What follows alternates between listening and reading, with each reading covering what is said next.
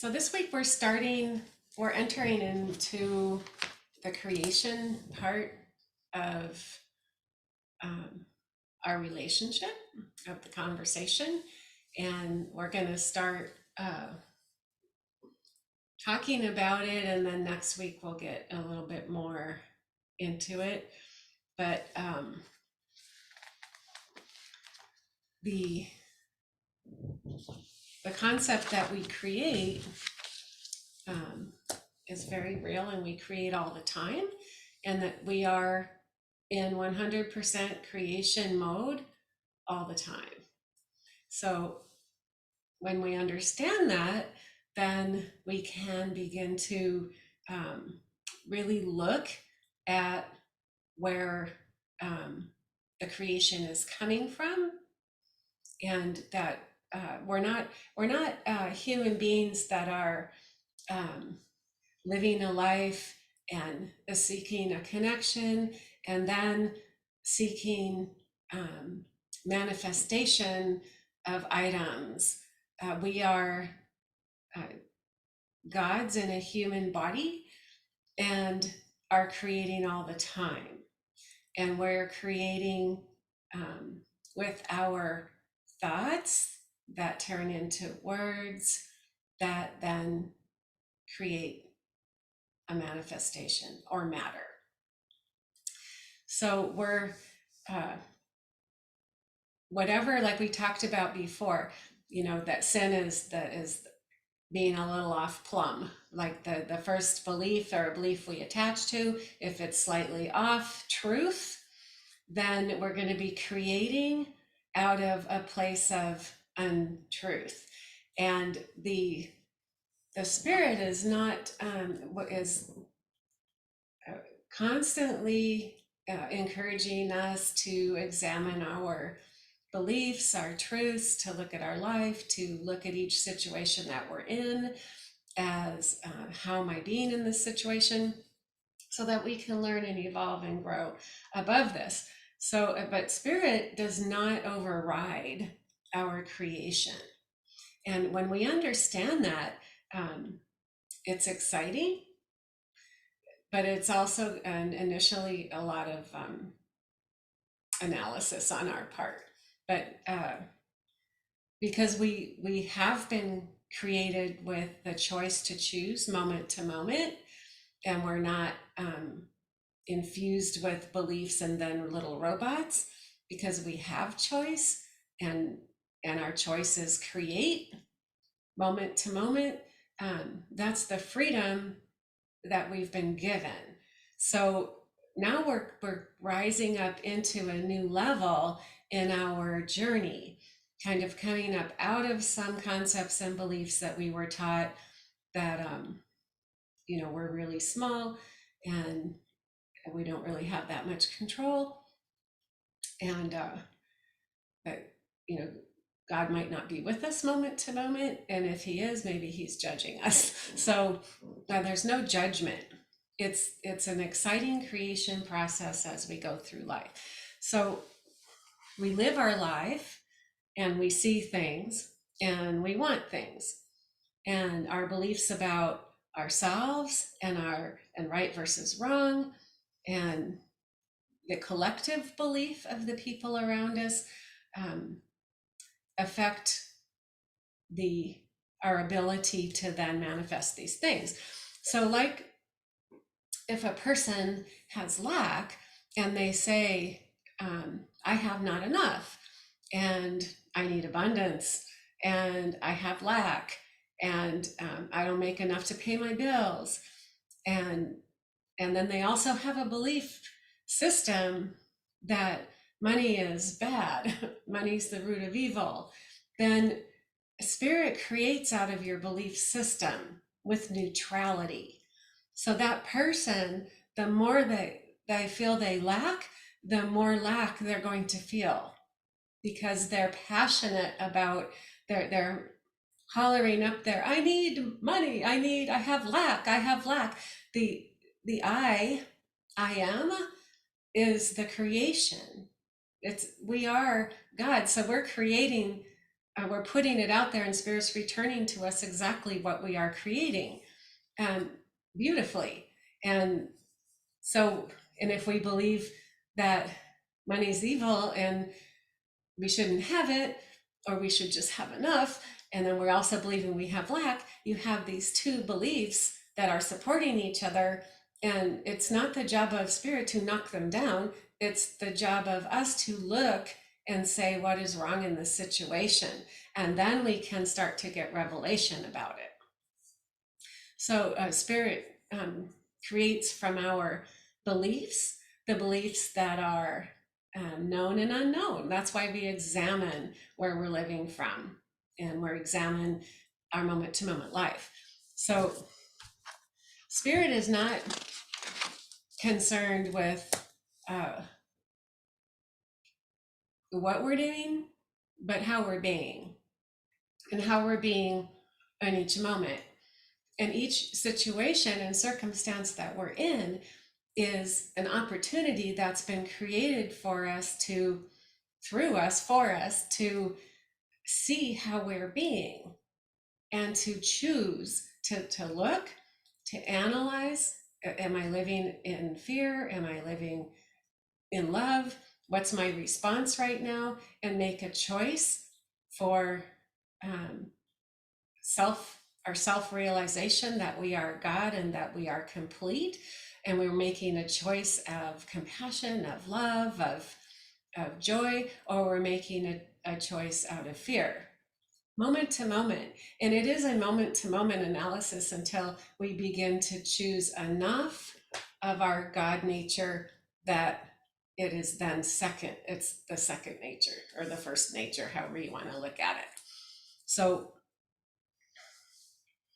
if we think collectively or we think personally, whatever out there is good, money, water, land, houses, if we feel that there's not enough and there's not going to be enough for people, and you get enough people fearing that there's not going to be enough food, there's not going to be enough water, there's not going to be enough of that, then all that energy creates exactly that.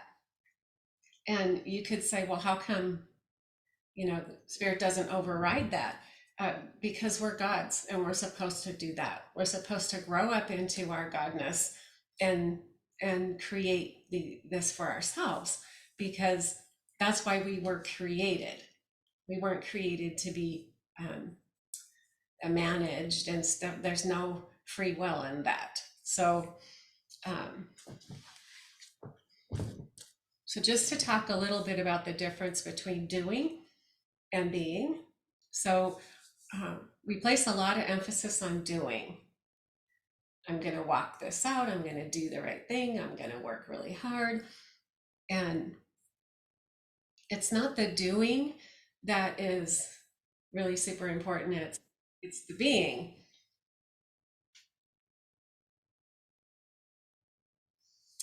So if peace, joy, love, happiness, contentment, union with God, endless compassion, total fulfillment is what we want, then we're not going to get that through the doing. That comes through the being, and then the doing is infused with that. So we kind of try to do it the other way around as humans. So evolution of the soul is not produced by the activities of the body. So the evolution of the soul is produced by the activities of the soul. And the body is the vessel of the soul. So doing is a function of the body, being is a function of the soul. And making choices, what motivates the doing and allows the being. So, where am I living from in this creation process? So the body's busy doing all the time, and the soul is forever being, regardless of what the body is doing. not because of what it's doing. So it's understanding that we're an eternal soul and we are within this vessel of our body, right? So what we do is not as important as how we are being. And how we are being is the evolution of our spiritual soul, our spiritual life. That's why we're here. And the doing, no matter what it is going to be, it's going to be great, or we're going to find some joy, or we're going to do what brings us joy as we evolve our soul, because we have expansion and we're now moving more in the spiritual aspect of our life force here. So our lives are not about doing this, and this is a huge misunderstanding that we have. We think that we're defined by our doing and getting, and our soul doesn't care about our vocation. It doesn't care about our activities. It only cares about how you are being while you are doing them. And to take care of the judgy self that's out there. If you are following your soul, your doings are not going to be harmful to others or to yourself. So a state of beingness is what the soul is after. And in our beingness, we discover or remember the God that we are, the God in our soul, because we begin to open up to our Godness by paying attention to how we were being, our thoughts and our feelings, and making the choice to be in the higher emotion and not the fear emotion. So we're making a choice to be in the love and to motivate and operate out of love, or being in fear and choosing to operate and motivate out of fear.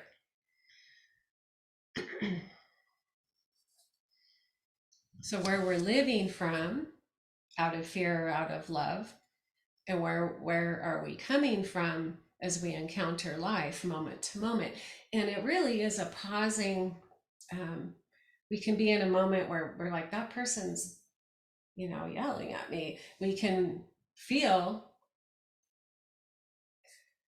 that person's a pooper, they're terrible, or we can stop for a minute and say, can I choose to be from love and not from fear?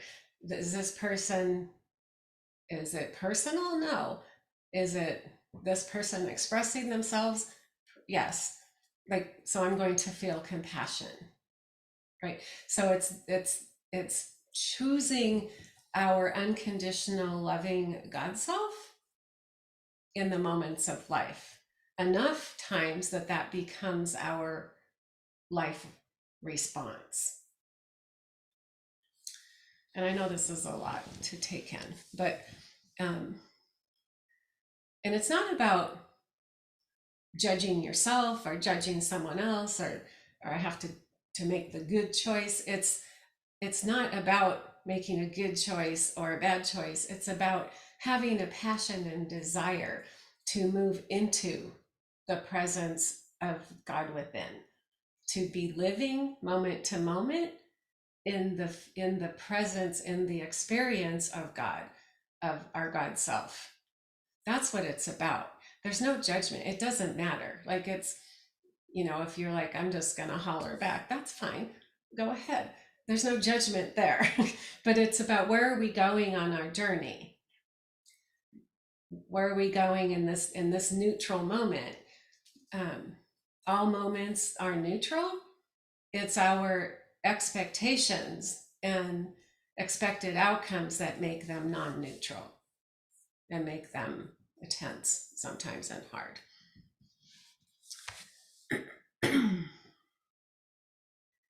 So if we were to make a decision to choose godliness, goodness, and compassion in the forefront, then what would the difference of our day be? What would the difference of the outcome of our moments be. And it's not about what's happening in my life right now, but who I'm being in this experience. And every experience is an opportunity. It's not a test, and it's not a trap that's going to cause you to fail. It's an opportunity to express from a place of self-realization. I realize I am God, and I'm going to express from that self. I realize who I am, who and what I am, and I will live from that energy. The more that we do that, the more light that shines, the more all of the things we're concerned about will find their way into our life, because we will be radiating all of the attributes of God that are already in us. So the abundance, the provision, the love, the opportunities, etc., will find us, because we will be generating the energy to pull them in. So we're here to produce in this life with our soul. Our body is the tool of the soul, and your mind is the power that makes the body go. So I read that in a book, and it's like the coolest thing. So we're actually a power tool and we're used in the creation of the soul's desire. So the soul's desire is to experience self-realization as God. The soul's desire is self-actualization of unconditional love, of compassion, of the passions in me that excite me about life. That's the soul's desire, is the fulfillment of our life's highest and best potential. That's the soul's desire. So the body and the mind are the tools that the soul uses to actualize our life, not the other way around. So the universe is very complex, and it includes the profane and the profound, the lesser and the larger, the hollow and the holy, the ghastly and the godly. God is multifaceted, multisensual, all-encompassing. The up, the down, the here, the there, the alpha, and the omega. So God is all things, whether we like to think of it or not. You can't have a creation that is all things if it's not all things, right? So we can experience the negativities that we hold in our soul because they exist, because we hold them there. So we're going through a journey of looking into ourselves, self-analysis in our moment to moment, in our teachings that we've been taught, like we talked about last week. The 10 Commandments are really the 10 commitments, and they're here to help us see that, as we move in our journey and we're acquiring more and more expression of our God self, then hurting another person, taking from another person, all of that will move far away from us. It will not even be something that we're thinking about, because there's no need for it, because we're now beginning to live and walk in the creation power that we are. So we are always creating. You're creating what you already have. If we don't like what we have, we can make another choice without judgment. There's no judgment. Judgment is off the table. Judgment is a human thing. We have to make things good, bad, black, white. I'm terrible because I didn't do this exactly. It's all self-imposed. It's all self-imposed and creates separation. So we get oftentimes a great opportunity to really, as we make a decision to uh, move deeper into our personal journey, and to it is a commitment, because then it requires us to engage more as we're learning, to engage more and be responsible for what we're creating in our life and in the space around us, and to really realize that there are so much higher that we can go, and so much more expansion, till we're really far away from all the troublesome things that we carry now, the stress and the anxiety and all of that. And what we desire, the level of relationship and intimacy that we desire, is all good. Like, if you're like, I'm good with this, I'm really happy with my life right now, and I don't want to dig deeper, that's awesome. You can stay right there.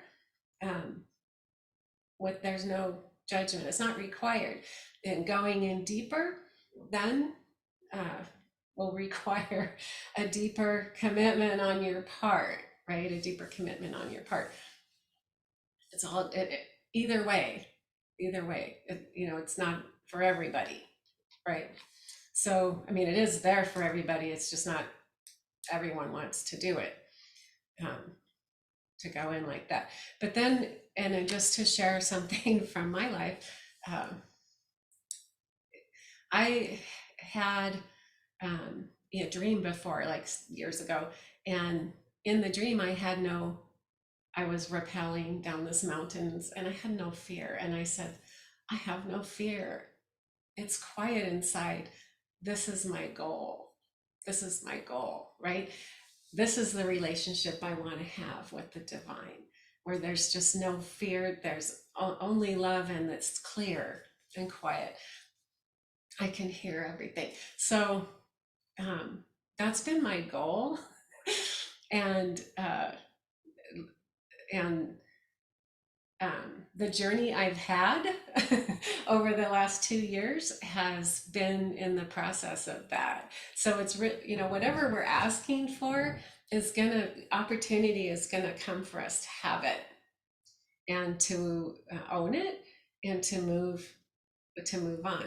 So for me, in the last 2 years, I have come face to face with three important aspects of life.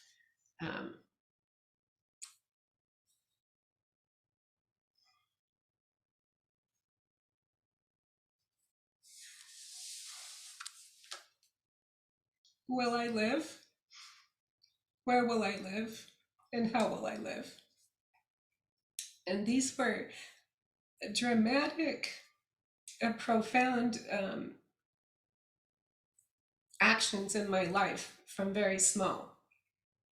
And I wanted all of the history cleared out, and I wanted to have clarity, confidence, and peace in every one of these areas. And this is the grassroots of living. Am I going to live? And where am I going to live? And how am I going to live? And what's my expression? And am I going to be cared for? And just life force itself. And I realized in the last several days that that's what's been happening. And it's so great, because I have had an opportunity to come face to face with each one of these questions and know the answer in my soul. And I even had a dream a couple weeks ago before I moved, and I was asleep, and I dreamed that I died, and I was in my body, and I felt that I was I knew I could see I was way inside my body, and I'm like, my body's so heavy, and I can't move my body. And then I said, I'm not done. I'm not done here. I want the goodies. I've worked really hard. Like, I'm not done living. I'm just starting living. And I just kept saying, stretch out. And I was able to stretch out into my body again. And um, with this sickness, there's been times I wondered. I decided at the beginning I wasn't going to die, but I wondered at times if I was going to come out of this. So the opportunity was given to me because I asked for it, to face the root core issues of for my soul, so that I can move forward in peace and confidence and in knowing I'm always taken care of. I'm alive and I have my light is good and bright, and it's going to shine more and more. And I will have an expression that will bring me joy. So what we ask for comes to us, and it might not come to us in the package that we want, but it will come and the work will be complete. So this is what you can expect if you make a commitment. That you will come face to face with the things that stand in the way of your fullest, highest, and best expression, and your ability to allow power to flow through you, unhindered by human thoughts, teachings, and expressions. So that's what I got. I know the teaching is it's intense. We are creating all the time. So if you have any comments about that or want me to go back over it.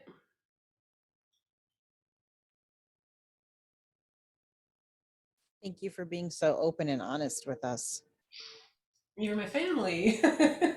No, but Plus, it helps. yeah, because you learn from, we're traveling together.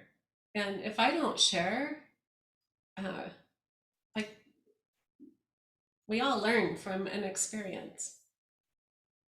So Thank you. thank you.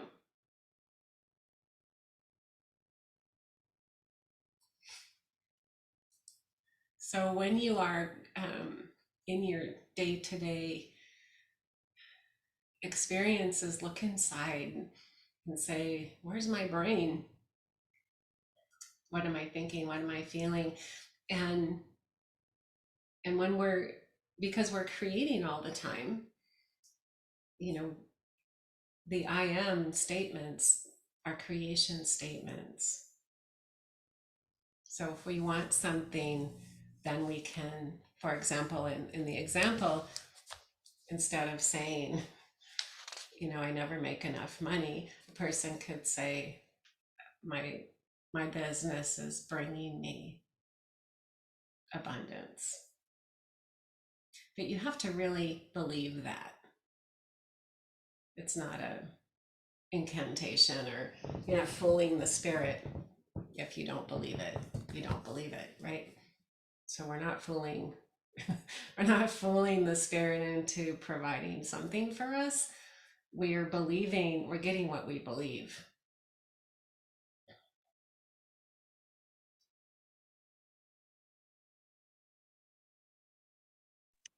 That is a completely different way of thinking about things.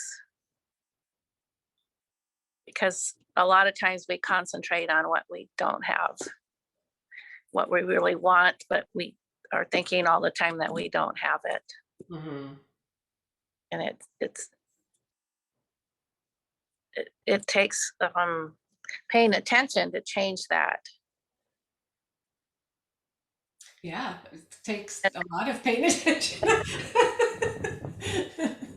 And then it becomes as comfortable as what you're doing now. Yes. Changing habits all the time, every day. Oh, yeah. I mean, a lot of things are like, nail biting. People don't even know they're doing it, right? And they have to pay attention.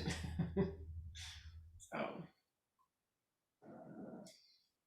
life is really good. We're just living way below, or just without enough knowledge of our power to make a difference, more of a difference, right? In our own lives. So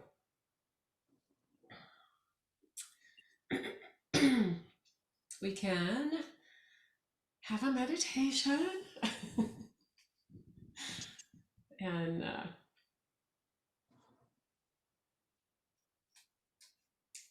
all right, let me turn off the recording.